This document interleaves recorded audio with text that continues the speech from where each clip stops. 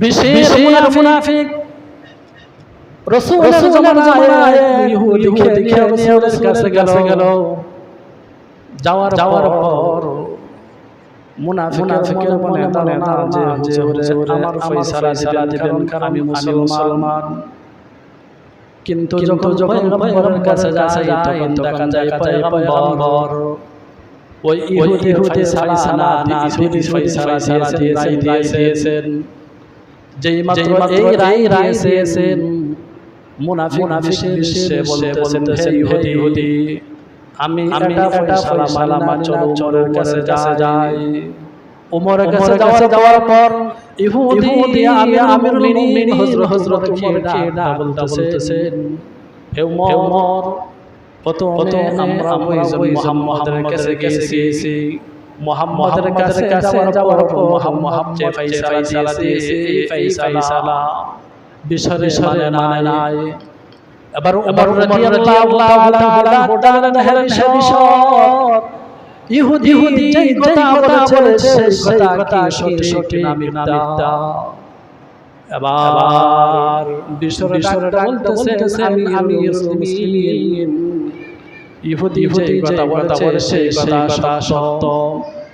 হযরত ওমর বলতেছেন তোমরা দুইজন এই জায়গার মাঝে দাঁড়াও আমি কোথা থেকে আসতেছি। গোট থেকে হযরত ওমর ওনার বাড়ি নিয়ে আসেন।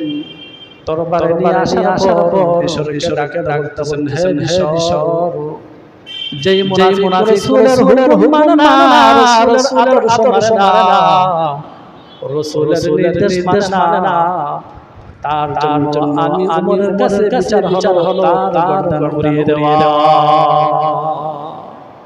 এই বলে হযরত তার গর্দান উড়িয়ে দিলেন।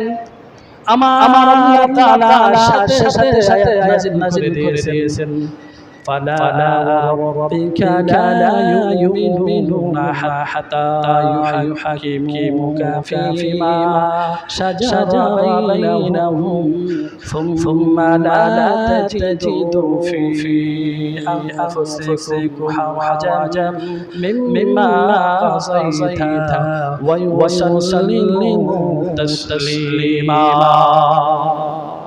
রব্বুল আলামিন জানিয়েছেন হে মুমিন বান্দা মুমিন বান্দে আমি আল্লাহ রাসূল মুহাম্মদুর রাসূলুল্লাহ সাল্লাল্লাহু আলাইহি ওয়াসাল্লাম যেই নির্দেশ দিবেন যে আদেশ দিবেন সেই আদেশ তোমরা অকাট্যভাবে মানতে হবে। যদি তোমরা অকাট্যভাবে না মানো তাহলে বুঝতে হবে তোমরা মুমিন নও তোমরা মুনাফিক।